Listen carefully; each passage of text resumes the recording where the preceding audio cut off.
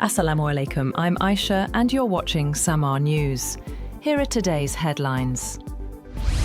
The Pakistan Air Force carries out intelligence-based airstrikes on terrorist hideouts in Afghanistan's Paktika and Nangarhar provinces, following recent suicide attacks inside Pakistan, targeting camps linked to the banned Tehreek-e-Taliban Pakistan, TTP, and Islamic State, Khorasan Province, ISKP. 7 terrorist camps were reportedly destroyed, and a commander identified as Akhtar was killed. Loud explosions were reported in the Bamal and Argun districts of Paktika and in Kogyani, Ghani-Kel, and Behsoud areas of Nangarhar. The strikes come after attacks in Islamabad, Bajaur, and Bannu, including an assault on an imambargah during Ramadan, which Pakistan alleges were orchestrated by Afghanistan-based TTP leadership. The Bajaur attack killed 11 soldiers, and 12 militants were later killed in a Pakistani response.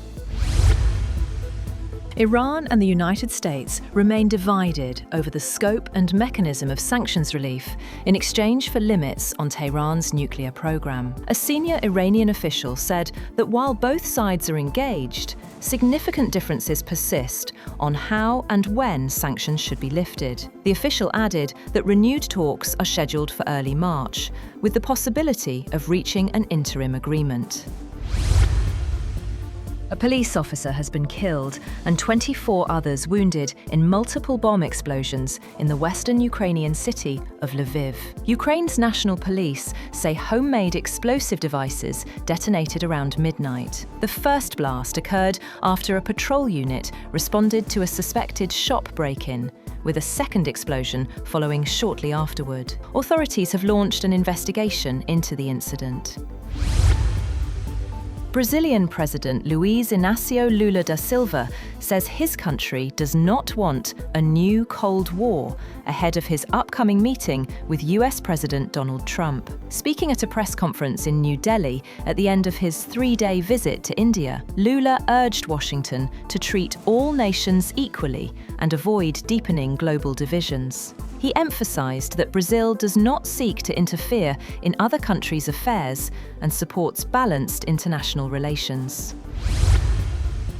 Russia has launched a large-scale missile and drone assault on Ukraine, targeting key energy infrastructure. The overnight barrage included dozens of strike drones, as well as ballistic and cruise missiles, with at least one person reported killed.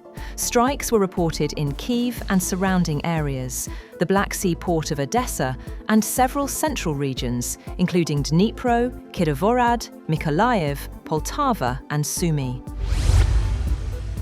Students at several Iranian universities staged protests at the start of the new semester, clashing with pro-government groups.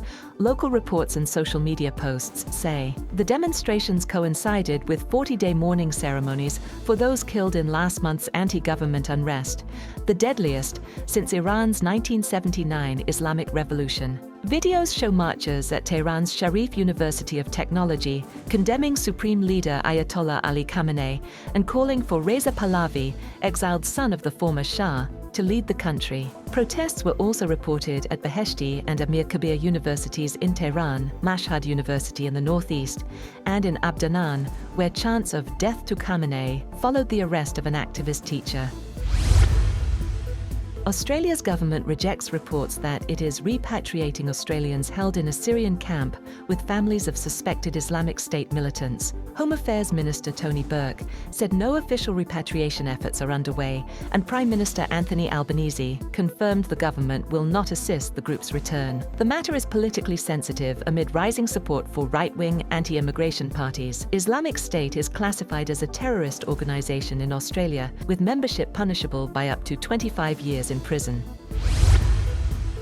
At least 5 migrants, including 2 women, were found dead on the coast of Qasr al-Akhyar, east of Libya's capital Tripoli, authorities say. A child's body reportedly washed back into the sea amid high waves, prompting a search by the Coast Guard. Libya has long been a transit route for migrants fleeing conflict and poverty toward Europe. The recovered bodies were dark-skinned and found near Mohammed al-Sharif shore, some still in black inflatable lifebuoys.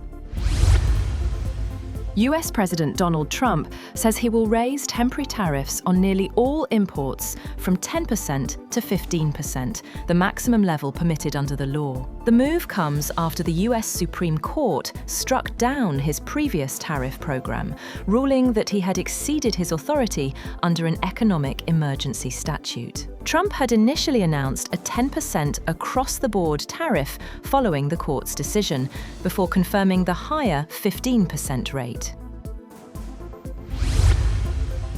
Indonesian President Prabowo Subianto says his government is prepared to face all possibilities after the US Supreme Court rejected President Donald Trump's global tariff measures. Prabowo emphasized readiness amid shifting trade dynamics between the two countries. The Indonesian leader was in Washington this week to attend the inaugural meeting of Trump's Board of Peace and to hold bilateral talks, where a new trade deal was signed, reducing tariff rates on Indonesian exports to 19% from 32%.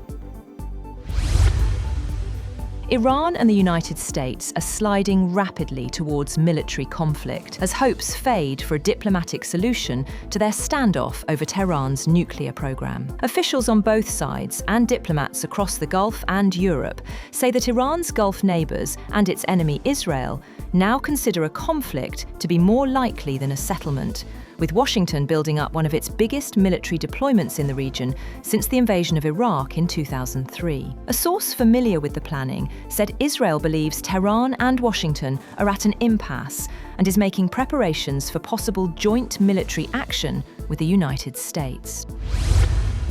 That's all for now. For more updates, visit www.samaa.tv. Thank you for watching Samaa News.